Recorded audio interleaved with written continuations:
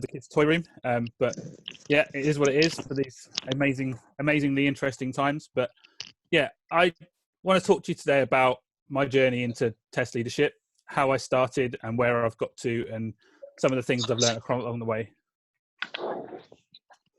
Okay, so just a bit about me to start with. Okay, why is it not working? There we go. So that's me. That's my little family, my wife, my two sons, 5 and 3. I'm currently managing the Cork QA team at EasyJet. Our function is we're trying to set the Cork QA function up to be the centre of excellence for testing across the whole organisation. There's lots of focused testing areas across digital, the airline operations software, the corporate systems. And the idea with Core QA is that our intention is to be the centre of excellence that defines strategies, cross-cutting across the organisation to make sure we're all trying to follow the same practices. So I'm trying to introduce things around automation. I'm trying to introduce things around testability, performance, et cetera, and ensure that the business buys into it. Obviously, the moment it's very interesting times. The companies, as you probably aware from the media, the airline industry is probably one of the worst affected areas. So it's kind of just keeping the lights on at the moment and doing stuff to try and keep money in the business with all the need for refunds and cancellations. So it's different at the moment. That's our focus once we get back into the mainstream. I'm also a STEM ambassador. I go out to schools, or haven't done recently, but was going out to schools, giving careers talks, talking to them about software, trying to get the enthusiasm for testing at an earlier stage. So that's something I was passionate about. I also co-host the Ministry of Testing Buckinghamshire branch with Stu Johnson. We had our first meetup last week with Gwen Diagram as our host, as our presenter. Obviously, it was an online talk, but we will move to physical meetups once the pandemic has lifted. I'm a mental health first aider. That will come into the discussion a bit further later in the talk. I've done several conference talks, including talking on this topic at UK Star last year. And also, I think the guys are on the call. We're the four of us, myself, Russell, David and Chris, we are very close to launching our podcast, The Testing Peers, which will aim to talk at testing from a leadership perspective and other topics around that area. We hope to have the first episode out in the next couple of weeks. We've been recording now for the last month or so, getting bits and pieces together. So yeah, hopefully that will be live soon. So before I became a manager, I started my journey at McAfee in 2007. I joined as a graduate. I joined as a software developer. I was a C++ developer for the first 4 years, and then eventually I moved into testing in 2010, at the end of 2010. I'd always had a passion for testing. I always found that I sort of lent more towards the testing stories in the sprints or the testing activities. I was very good at sort of identifying issues. They always told me I was more of a people person than a developer as well, which I find an interesting concept. But I think you can be both. But they always felt that I was more suited to a role such as testing, where you need to be communicating out a lot more. Once I got into testing, I found that was my absolute passion. I still like it now. It's my hobby as well as my job. I will spend my time researching testing in every bit of free time I have, even now. So I got my passion, and I started to build my career from there. I eventually became a team lead in 2 different teams at various points within McAfee. One where I was the local lead to our manager who's in India. So I was the sort of the glue between the team in the UK and the team in India. And then when I moved further into another team, I was the local lead again, but the team was solely in the UK. So I became, as the tech lead on those 2 teams, I was the technical go-to person for projects. Anyone who wanted to ask a question about those projects would come to me first before talking to either the developers or the testers on that team to find out stuff about the projects. I tended to articulate everything for them. I communicated the reports out and everything else. It's just something that I found was a real passion. Sorry. As I said, I was responsible for writing the test plans and leading the planning and estimate efforts activities within the team, and the daily involvement in all the daily activities as a standard test lead would. I was also, this is my first introduction into mentoring. I started to mentor team members.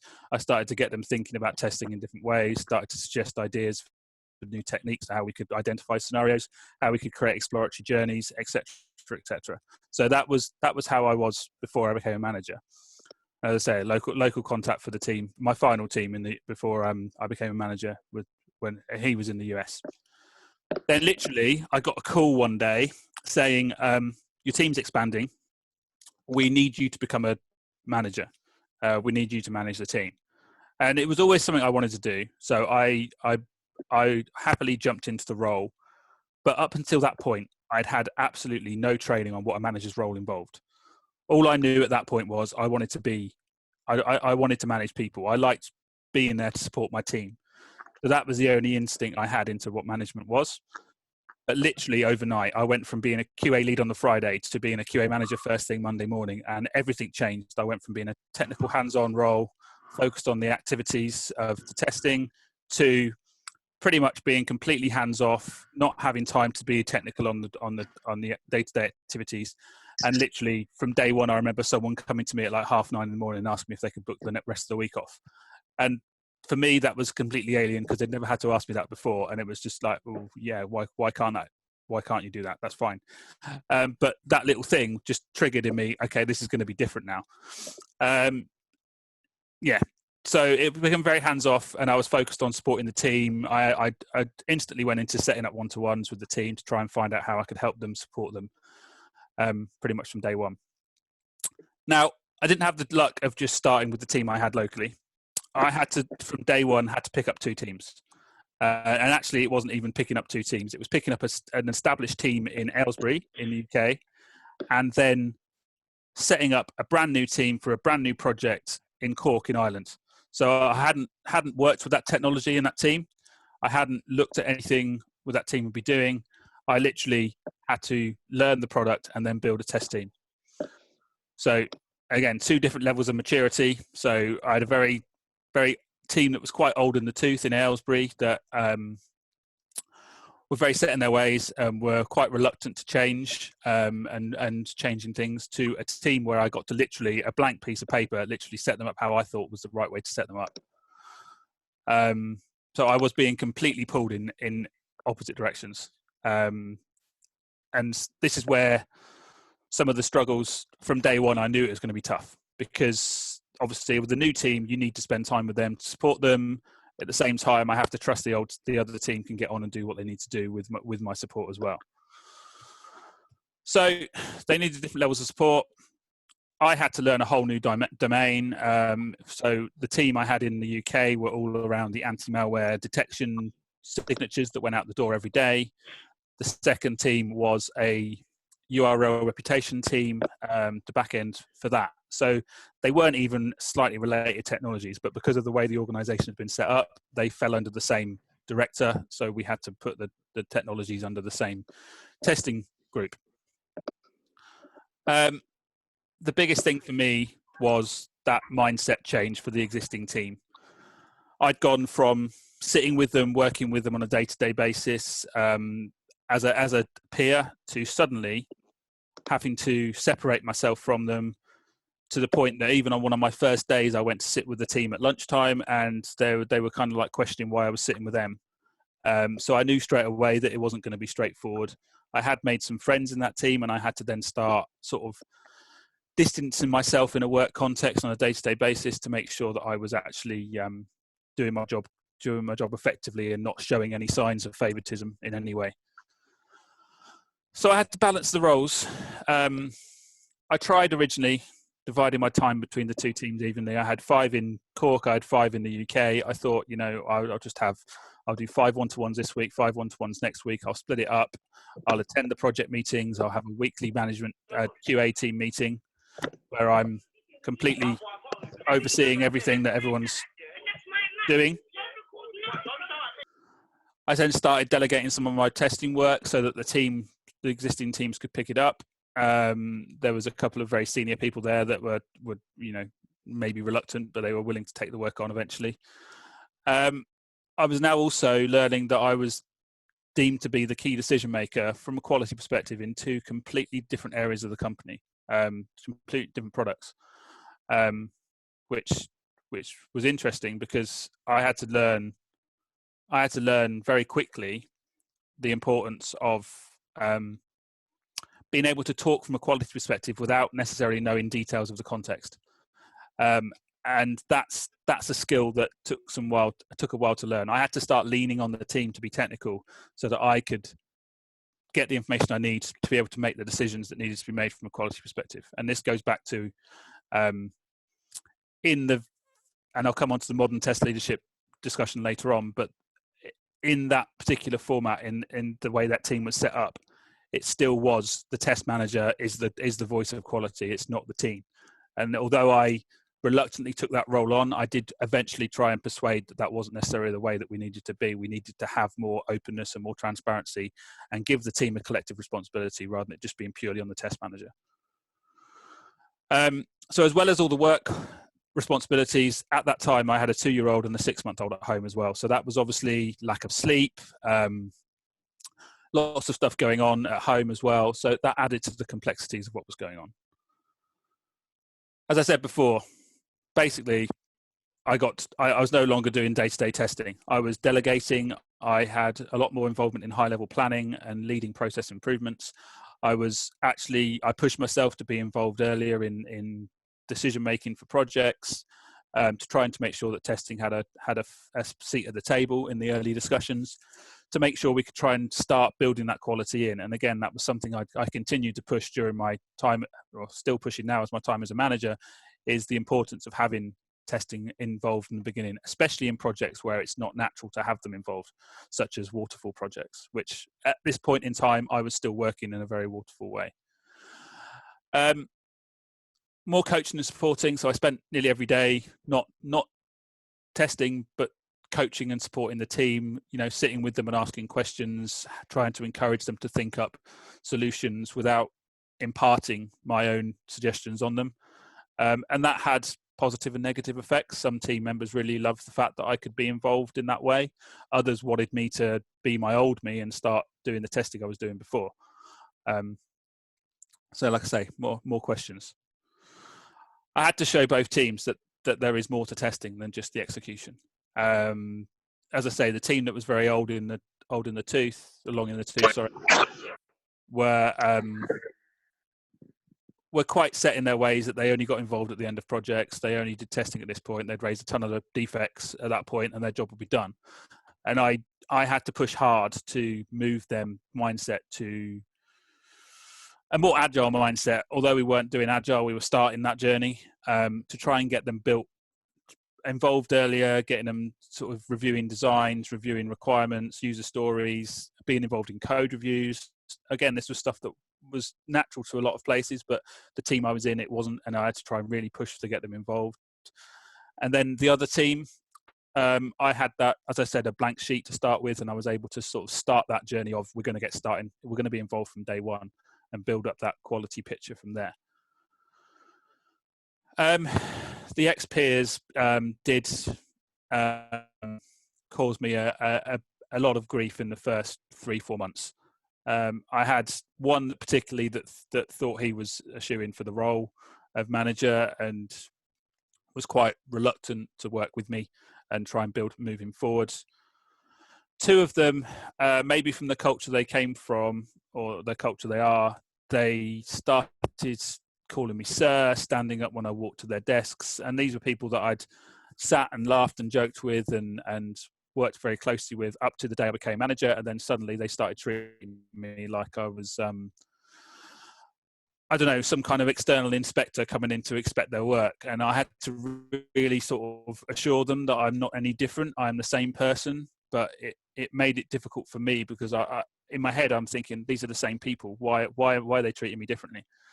I did have a real struggle to try and move myself from a colleague to this team to being their manager. And that was, it caused a lot of imposter syndrome and a lot of self-doubt as to whether I could do this, because I wasn't getting the rub of the green with the team I had locally. And I had 2 resignations within the first year. And, it's easy to blame yourself, but I tried very hard to sort of understand that, I've come in here, I've taken on an existing team. I'm trying to move them into a way that I want to work, and there's always going to be casualties, so to speak. It was a difficult thing to deal with, and we got through it, and I built a team. I managed to then go through the hiring process of replacing those people, and I think I made the right decisions at the time. It was a shame to lose those people, but as I said, there's always those kind of casualties. With the new team, I have to say I loved the Irish culture. I loved going over to Cork. I loved spending time with the development team, and I really started to get that passion for testing again. On this particular project, I could start from scratch. I could learn the new system. I tried really hard to get to the level of understanding that I felt I could lead a team. So I then, once I'd got that knowledge, I was able to start the interview process. I must have interviewed about 20 candidates to fill the junior positions. And I had this intention, and anyone that's looked into my blogs or anything will know that I had the Make Tester hashtag and the university talks that I did. I was really passionate about bringing people in that had very little knowledge about testing and showing them how good testing careers could be. And I think I picked 4 people. One particular stands out for me. Did a computing degree, but had gone back into working locally in one of the shops he'd worked at before university. Wasn't really sure what he wanted to do, but I managed to have the conversation about testing, and I could see his eyes light up straight away that it was something he felt he could do. And I took a punt on him because a few of the other people that I was discussing the roles with were unsure whether he'd be the right fit. And I said, no, I'm taking the punt. I think he's the right person to fill this role. And actually, he's gone on and proved to be a very, very good tester. The team I picked, I didn't just look at this technical skill set. I looked at how they'd worked together as a team, the cohesiveness, their personalities. Was it a good fit? And generally, I think I got the majority of the hires right. And those 4 particularly were good. I say 4 junior, again, it's 3 very juniors and then 1 slightly more senior one. And I was going over to Ireland monthly to spend a week with them, having one-to-ones, having a team meeting, having a bit of a social with them, learning from the projects, spending time with the other managers and over that side as well. And I think I'd got the team into a really good state. I'd have daily calls with them as well when I was back in the UK. And they had zero knowledge of, as I said, I went for the make a tester approach because I wanted to build them up and shape them the way I wanted to shape them, show them testing the way I would do it. And I got some very positive results. I got a team that were really interested in testing. They were able to go and ask questions and be involved and stand their ground when they needed to. So I think I did a relatively good job there. And I definitely built some foundations for a successful team. And the team is still, as far as I'm aware, I've been in touch with some of them. The majority of the team is still in place. They're still working on the same projects and doing a good job, as far as I'm aware. So on to some of the negatives. Meetings. My calendar went from probably having half a day each day of time to do work to being literally back to back 8:30 till 5:30 every day. Even though I lived 5 minutes down the road from the office in Aylesbury, I wasn't getting home till 6 o'clock. I'd then quickly gobble some dinner down, and then because we were an international company, I'd be on calls and then till 7, 8, 9 o'clock at night. So there'd be project meetings, one-to-ones, full team discussions. I'd be mentoring, and then there was always this number of meetings that I suddenly got invited to just because I was a manager. That may or may not have any particular relevance to my area, but because I was a manager, I was deemed someone that needed to be at these meetings. So my calendar was full. It was very difficult to shuffle stuff around. I never wanted to push one-to-ones out of the equation because for me, they're the most important meetings of the week because I feel it's important to spend time with your team. But it got to a point where something had to change. The work that I needed to do, the documents reviews, the performance review document, anything that involved my input, I'd have to leave it till the evening because there was never any time during the week, during the working hours. And this is where the family sleep versus work started to begin. And especially with a young family at this point. I had, as I said, two children and three, and a very dedicated wife and mother who needed time away from the kids in the evening sometimes, or at weekends. I needed to be able to step in and help, and work suddenly became 90% of my time. I didn't have that space. On the flip side, with that, I found a passion. I found a passion in leadership, in coaching and mentoring and building teams. I saw the potential in my team members, the same way a parent sees the potential in their children in a lot of ways. And you want to come and build them up and make them as successful as possible. And I had that ability with the team I had in place to build that culture by inspiring the team members, by giving them options to grow themselves, send them to conferences who they'd never been to. Half of them had never been to test conferences before. Send them to test bash, giving them the opportunity to attend meetups, running a meetup locally and then inviting them all along. Most of them attended one or two and actually realized they learned quite a lot from some of the speakers that came in. So it was always very useful it was always very rewarding to have the opportunity to build these team members up. I definitely found it more enjoyable than I thought. There was a few managers that told me at the time, it's just admin. You're not going to get any time to do anything useful. It's just admin work. You're just literally signing off their leave and pay rises and whatever else. You just have to do all the boring stuff. There's no fun with management. And actually, I completely disagree with that. There's so much in there if you're prepared to work to find it. And leadership is not just about the admin side. Leadership is about inspiring your team and building that ability in them to be successful at their jobs. And I found this more rewarding than finding defects in the code. It had this new level of excitement for work. I did also have to do quite a lot of the other side of management is the tough side, which is the negative conversations that have to happen. I had a day trip to Ireland very early on with one of my team members where, without going into too much detail, they weren't necessarily fully attentive to their role. They were causing distractions in meetings. It only took me literally. I got off a call with my boss on the Tuesday evening, saying, "Yeah, I'm going to have to go tomorrow." I'd booked my flights and I was on the 9 o'clock flight out of London to Cork. Unfortunately, the flights got delayed, and I ended up not getting to Cork till 4 o'clock. I managed to get the team member to stay in the office. I sat down with him for an hour and a half, walked through all the points that I'd documented fully before I went over there, so that I had all the evidence there to talk them through it, worked out a plan, and by 6:30, I was getting back to the airport to get back on the flight home. So I was home about 9:30 that evening, but I'd gone over there with the intention of sitting down with him for a couple of hours, not having a go at him, not telling him he's wrong, but actually working through why things have happened and how we could improve the situation. And actually, there's been no issues with that person. Before I left, there was any more issues with that person. That he moved to a role into a place where he was working very productively. The team were happy to have him around, and he was becoming a very useful asset to the team.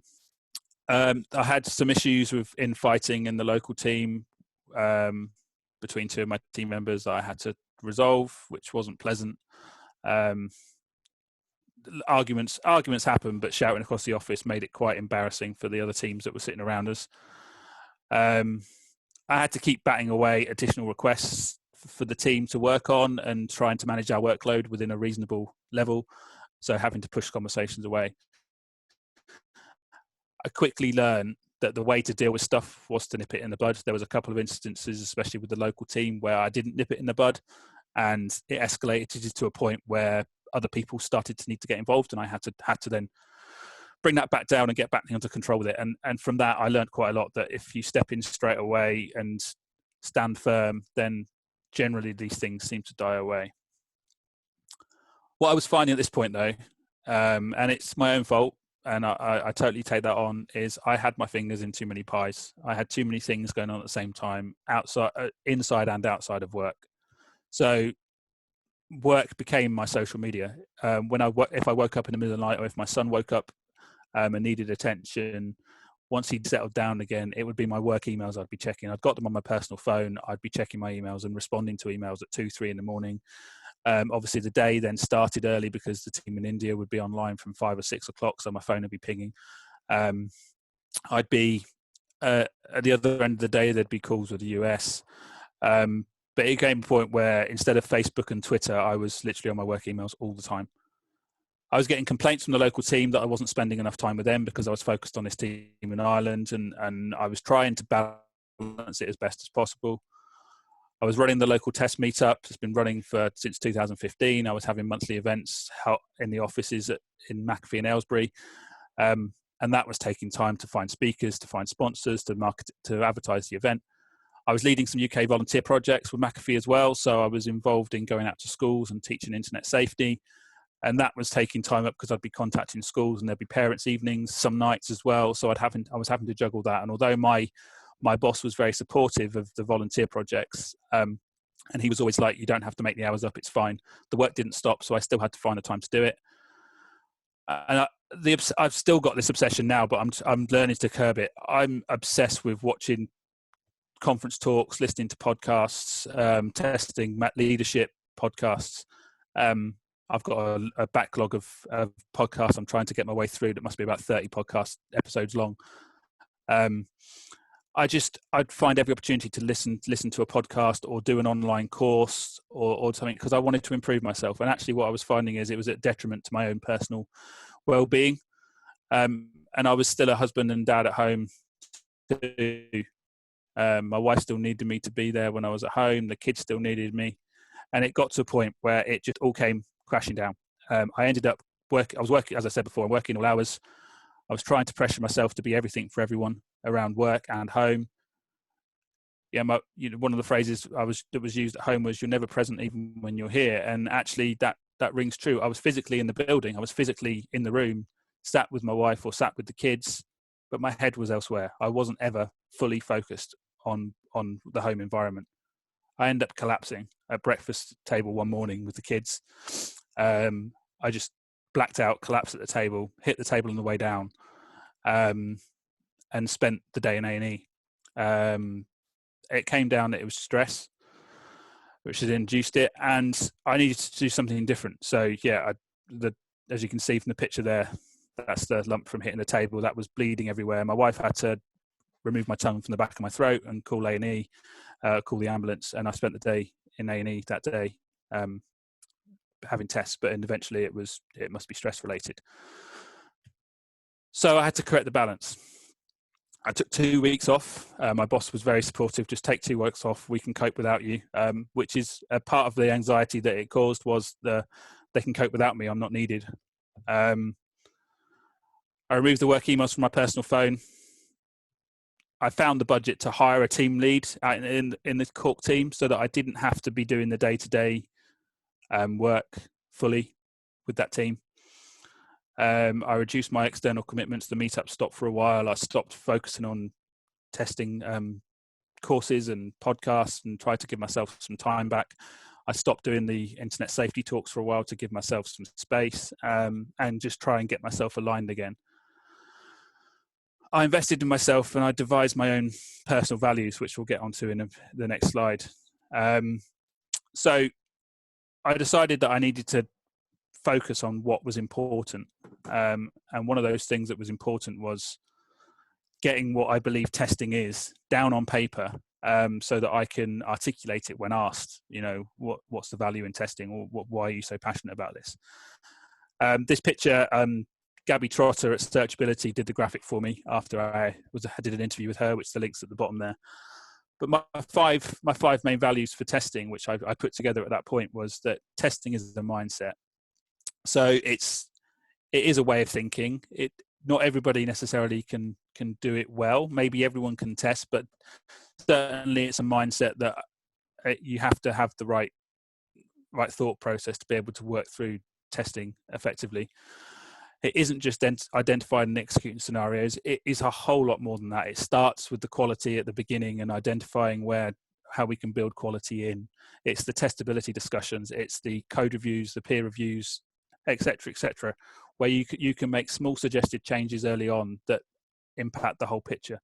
It's seeing holistically the whole solution of the system and looking for ways to make that better. For me, testing should always start as a project starts. The sooner it's involved, the better solution you'll end up with. I had a lot of bugbears about a lot of posts going around social media, particularly LinkedIn, about 100% of testing being automated. That should never be a consideration. Anyone that understands testing will know that there's a human element that should not be automated. Obviously, have tools to help you with your automation, have tools to help you with your testing, but particularly the human investigative exploratory side, that needs a human input. You need to have humans involved in that. And then the final one I had from a testing perspective was that the testing or test team, depending on the organization structure, should be valued as highly as the other disciplines. I've worked in teams in varying organizations where testing's seen as a lesser entity. And for me, it needs to be treated equal. Quality needs to be everyone's responsibility. There needs to be an understanding of what testing is bringing to the table, and the value associated with that. And then along with my testing values, I also looked at my leadership values as well. And I've tried to ensure these happen with all my management leadership activities. The four really are, and I couldn't think of an acronym for these. So is we should always protect our teams. So, you know, if there's stuff coming down from above or sideways, we should be the point of contact that bats that away if it doesn't need to be impacting the team. And support them as best as possible. We should nurture them, i.e. give them the opportunities to grow wherever possible, coach them, mentor them, support them. Personally and work-related issues should be supported, and give them the opportunity to learn new things and grow as a professional. We should empower them, so we shouldn't be the one that is the single voice. We should give them the voice as well, so that they feel that they have a decision, they have a voice, and they can make decisions for the better of the team, and it not just be on you. And we should also evangelize for them. So we should be the ones shouting from the rooftops about the successes that our team are having, so that they know that we're their biggest cheerleader as their manager. So those are my values, and I started to integrate those into my day-to-day work and I realized that my values were conflicted with the current work environment that I was in. Things started to change at that point. Leadership changes happened above me, and the role of quality and testing became less important. And there was a bigger drive for testing can be automated, and we don't need as many testers in the organization, blah, blah, blah, blah, blah. So I ended up moving roles, and I probably moved slightly in quicker than I should have done. I didn't take time to investigate my roles fully, but I'd had a recommendation from someone that I could make a difference. And when your ego is boosted like that, you do think, well, actually, yeah, maybe I could. So I went for the role.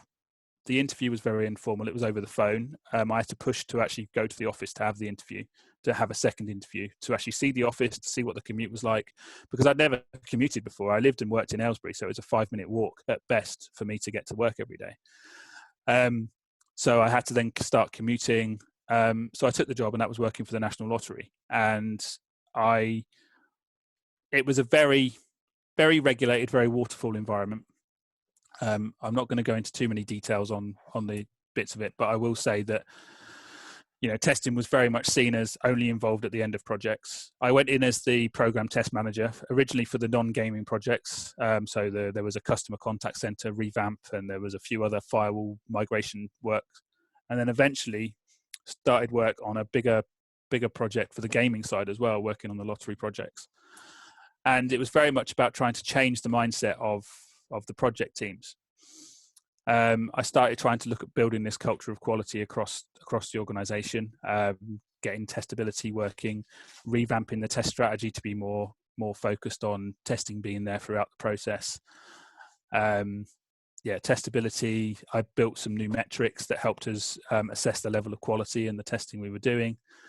I redefined the strategy to shift left, and very quickly within that 4 or 5 months of being there, I became the go-to guy for testing. I built up a lot of relationships with other areas of the company in like infosec and architecture, and the way it was structured, they were all very separate, isolated teams, and QA was a big isolated team as well. So it was trying to bridge those gaps and get everyone talking to each other. I managed to support the team and mentor and coach them. I presented some talks for to the team. I did some trainings on identifying test scenarios and using different techniques. I introduced risk storming and the test sphere cards to regular meetings. I organised a one-day conference where we had some speakers from the industry come and talk to us, and yeah, try to get passion and try and ignite the passion in the team. But ultimately, I got about a year in, and I started to really feel like I didn't fit the organisation. I'd made some good friends. I'd made some, good acquaintances with the different teams, but I didn't feel the organisation was right for me. I felt like I was sometimes just bashing my head against a brick wall in trying to move things forward, and it was very slow moving, and I felt I had to move on to something different. So I moved on again, and that's where I moved to EasyJet now. So rather than go into what I'm doing at EasyJet now, I'm going to talk through what I learned along the way there. First thing for me was that moving to management is not a promotion. It's a complete change of career path, and you're effectively starting again. You're starting at the bottom rung of a management ladder. And that's not always how the jobs are promoted. I was told it was a promotion when I got the role originally at McAfee, but really it's a change of career path, and there isn't that training necessarily naturally in place for everyone to move forward with a management role. One thing that's key for me is to be aware of the expectations you are setting yourself. No boss is ever going to tell you that you're working too hard. My bosses certainly didn't, and it was important for me that I started not working every hour of the day and night to get the work done, because suddenly they'll start sending you emails at 3 a.m. and expecting an answer from you straight away. So it was important for me to look at how I could change that perception and ensure the team didn't have that perception from me as well, so that I wasn't expecting them to do something that I wouldn't be happy doing. And that was a difficult lesson to try and change. It's important to not take it personally. So when things don't go your way, when people leave, it's very easy to beat yourself up that you've done something wrong. But it is a good time to reflect and see if there's something you've done differently. But it really is important not to do it, not to take it completely personally. Sorry, bear with me a second.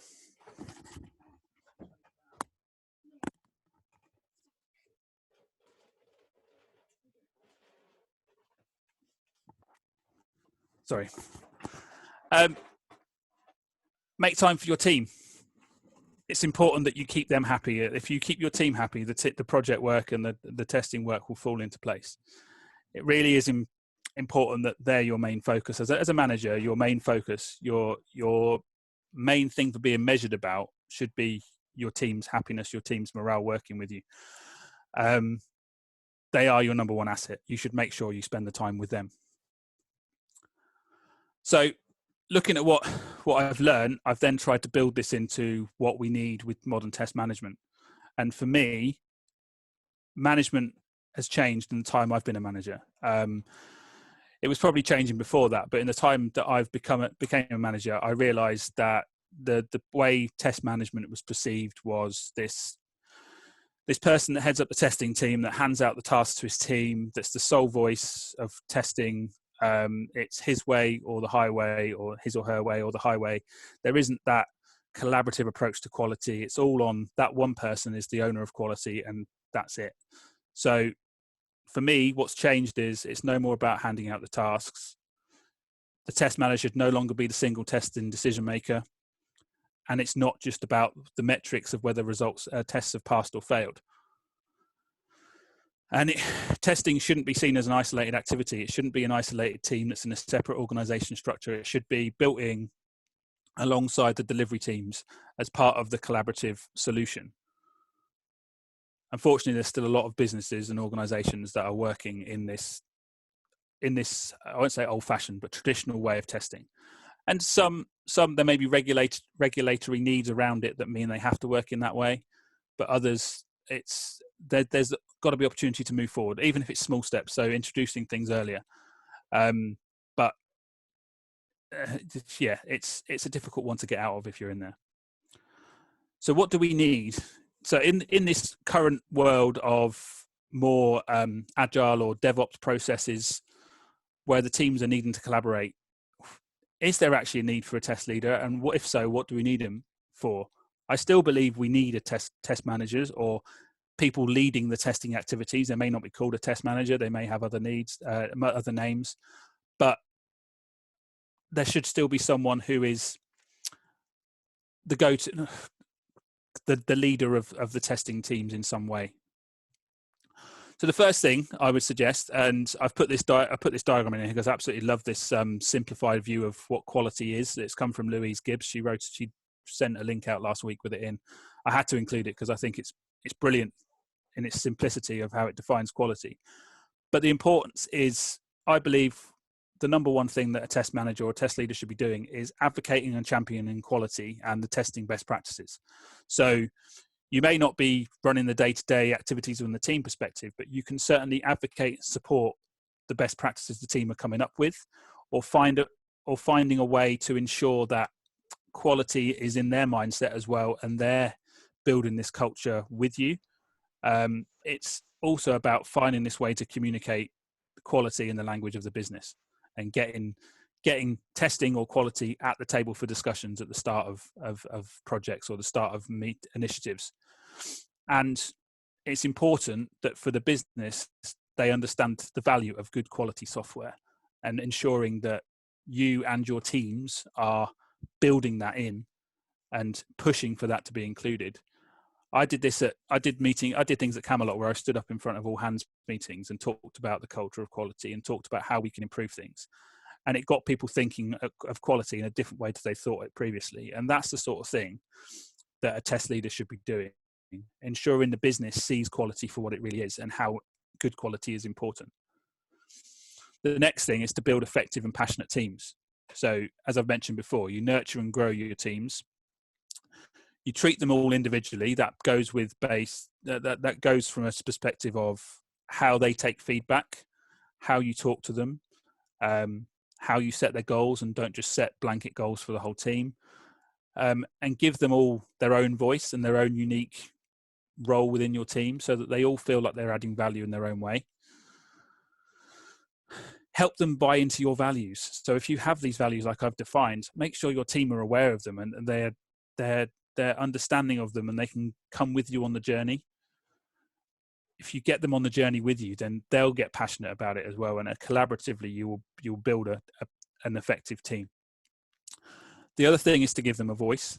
As I mentioned before, you need to make sure that they feel like they can stand up and say whether they believe something should go out or not, or whether there's a bug that's for them it's a high priority issue that they should really get sorted. But they need to have that voice, and you need to give them your backing. You need to stand there and support them if they've got a particular view to ensure they can go forward. And as I've said before, you need to be their biggest supporter. Individually, you need to support your team. You need to be the one that advocates for things they do. Obviously, there'll be things you don't necessarily agree with all the time, and it's about talking to them the right way and giving them the support they need so that they understand that you don't necessarily agree with it. But sometimes just because you don't agree with it doesn't mean it's wrong. And you have to allow for them to sometimes develop in their own path with your guidance and support. And the final point I'd make here would be around servant leadership. And I would say, how can I help should be something you use on a daily basis with your team. What do you need from me? How can I support you? Your one-to-ones shouldn't just be status reports. They should be a chance for you to understand what you can do to help your team and help your individuals. You should be able to coach and facilitate them to ensure that they're building themselves in the right way and how they're going to help improve the quality of the team. It's important that you don't push them the way that you would do things necessarily. It's important that you support them for what they want, they believe is the best way. You can offer them advice and suggest improvements, but it shouldn't be a case of you going, well, that's the way I do it, so you need to do it that way. It's really important that you give them the support to push forward, doing something maybe different to the way you've done it, but understanding the approach may get them to the same goal that you would have got to. And sometimes it might not. Sometimes it might take them longer than the way you've done. Sometimes they might have found a way that was better than the way you did it. It's about giving them the opportunities to do that and support them along the way. And ultimately, the biggest thing is trust. You need to be able to trust your team. If you're feeling like you need to micromanage your team, or there's things going wrong that you can't support them in the right way, then you need to have those conversations with the team at that point and try and build them forward, build them up, so that you can get them to a point where you trust things they're doing, and you have faith that they're going to do things to the best of their ability, and they're going to get to the right results. So that's what I think are the most important things around modern test leadership. It's still about the testing, but it's important to make sure that these things are built into it, and that your role isn't focused just on the execution of tests. You have the bigger scope, the bigger holistic view of what quality is and how we're helping to improve the quality of the systems. So some of my inspirations, apologies, the animations are a bit broken on this page by the looks of it. Starting with the books, there's 3 books that I've definitely lent on a lot in my time as a leader. The Manager's Path by Camille Fournier. It literally chapter by chapter goes from being an individual contributor to mentoring and coaching, to being a team lead, to being a manager, to being a director, VP, etc. It gives you all the steps along the way. That's a really useful book if you're moving up that ladder, to be able to help you understand the process. Managing the Test People was a book I picked up just as I started the management journey, and I remember reading it quite a lot on the flights over to Cork. It gives you this concept of your test team being a beast, and you have to feed the beast, you have to nurture the beast, you have to grow the beast.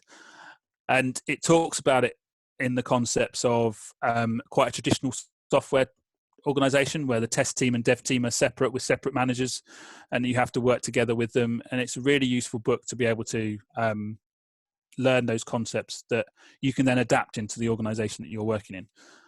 The third one, Leading Quality, which I was actually interviewed for before they wrote the book, so my name is in the print at the back of the book. But actually, the book's really good at understanding how a business perceives quality, and how you can change the narrative to improve the visibility of the testing you're doing and quality overall.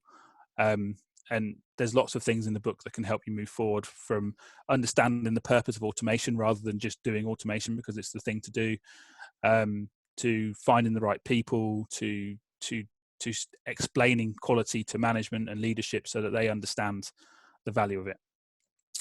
And then, as I've mentioned a few times, podcasts, there's quite a few that I listen to. These are just 4 of the series that I've been making my way through. From a testing perspective, there's Testing in the Pub and Testing 101. There's the Quality Coaching Roadshow with Anne-Marie Sharrett and Margaret Deneen, I think is her name. And then the Simple Leadership podcast with Christian McCarrick. He talks to CTOs and CEOs and managers from different companies about their journey in leadership and the mistakes they've made and things they do differently. And it's from topics on diversity, inclusion, to building successful engineering platforms, to remote working. There's some really useful topics in there as well. So I've talked for nearly an hour now. So that's just about it, I think. I hope that was useful. I hope I haven't scared anyone off management. But yeah, I don't know whether we've got time for questions, Billy. Yeah, definitely. Thanks very much for that talk, and your honesty throughout. I think people wrote questions on the chat, or people just want to jump in and ask them. And yeah, definitely. Okay.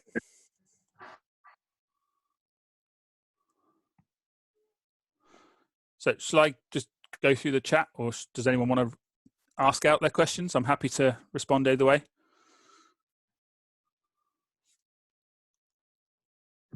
Yeah, I think maybe let's just go through the chat if that works for you. Okay, yeah, I'll go through the chat. So I'll start at the top then. Who would you say has influenced your testing career the most? I would say I had a manager, a lead and a sort of mentor when I was very early on at McAfee. 2 guys by the names of Joel Silber and Dave Oxley, who really helped me understand the importance of testing from different perspectives. Joel was certainly more about the automation, and Dave was more about the quality. And Dave, for a long period, was head of quality for McAfee as well. So he had that understanding. but then there's industry people. There's people like Michael Bolton and James Back. Some of the stuff they've written. But really, it's the community as a whole. I can't say there's one person that's influenced me more than others from a testing community. I think the way the testing community works with the Twitter feeds and the Ministry of Testing dojo sites, there's so much content from so many smart people that you can be influenced by every one of them.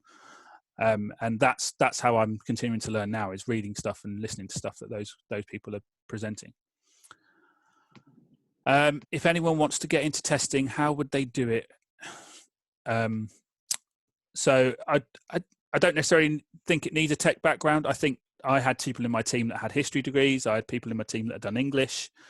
I think it's just the curiosity and the inquisitive mind are the most important things for me, and are willing to learn. If they can do those things, if they've got those things, then there's a chance they'll be successful in testing. Yes, you need to be able to understand the technical concepts of a system, but again, that can be learned. So I think it's really important. The most important things for me are an inquisitive mind, curiosity, the ability to ask questions, and just a passion for it. And if you've got those things, then I think testing is a career to benefit from those. How much importance do you give to exploratory testing? I would say exploratory is as important as automation. I think they go hand in hand. I think they have to complement each other. I think if you're ramping up your automation, you should be ramping up your exploratory testing as well. I definitely think they grow together. It shouldn't be one or the other. I definitely think they should be in parallel. How do you push people that are reluctant to change? I would say you need to find ways to influence them. You need to find ways to show them the value of what you're trying to do. So showing them small, start off by suggesting small things or making small promises that you'll change stuff and following through on the changes that you're going to make so that they see some benefit for them as well. And just show them that there's other ways of doing things, and providing them the value, giving them the chance to go on courses, giving them the chance to learn new concepts that will help them move forward. And getting the buy-in, so finding other people that can influence them as well. So for me, it was getting the dev manager on board, getting the architect on board, so that they all understood what I was trying to achieve and that we're all building it together, and it wasn't just me against the world. And that certainly helps move them forward. And that probably answers the next question down as well. That was the way I got it working. Change a team member that works in a slow pace. Work with them, so understand the way they work and coach them and mentor them to work slightly differently. Not everyone's going to work at the speed of light, but you need to be able to understand that there are ways that you can improve your team, and understanding why they do it the way they do it, how they do it, and then sort of working with them to improve those by coaching and mentoring in different ways to improve those skills would definitely be one way to do that.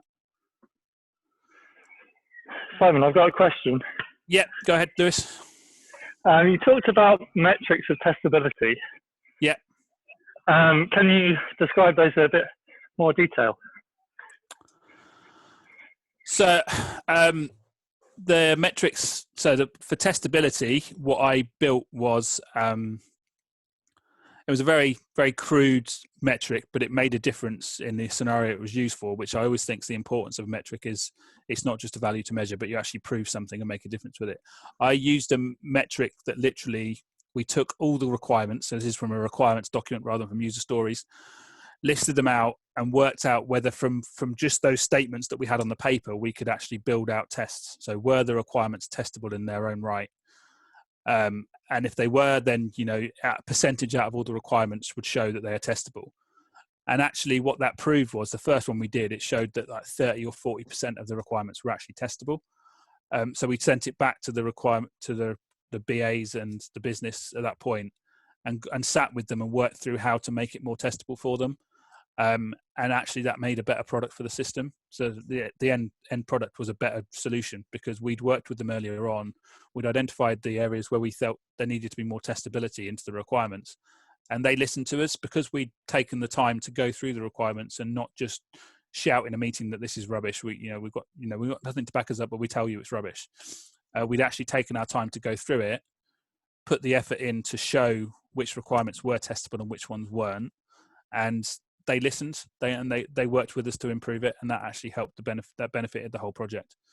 So that was the metric I used for that. I've also used another metric for risk-based, so weighting the system in different areas based on the risk, and then rather than just having a blanket 50, 60, 70% of my tests have passed, it depends on the areas of functionality, the different weightings. So you might have 50% of your tests have passed in one area, but because it's weighted at 80%, that area is more critical than the other areas that have passed completely. So if you raise defects in those areas that have got higher weightings, they have a higher impact on the overall level of quality that you're looking at. And I've rolled that out in both my previous roles, and it's been successful. So I'm trying to now roll it out again in my current scenario, slightly adapted to our environment, but it really helps to give you a real-time understanding of where the defects are causing most impact and where the system is highest risk. So do they help at all? Yeah, awesome. Thank you. No worries. Anyone else on the chat? I'm just making my way through. So what's the next one? How did you hire the team in Cork and put process in place for an area of the business that you knew little about? Good question. Well, to start with, it was all about, well, it's obviously all phone interviews to start with and video calls, which could be done remotely. And then it was more about trying to define standard processes without being too rigid, working with the development team who were more agile than the team in Aylesbury. So I was able to sort of collaborate with the dev manager to make sure that we were building the same processes in. They helped with the interview process in person, so I didn't have to travel across for every interview. And then we just started putting a test strategy in place that allowed for a collaborative way of working. So we'd suggested, even things of seating plan. So where they sat with the team, they'd be sat in between developers rather than being sat as a collective QA team over on one side. So we started to build it out in that way to make sure they felt integrated into the delivery team. And that kickstarted it. So then they just fell into the delivery process rather than having a separate standalone QA process as such. But we put in the QA values around that as well.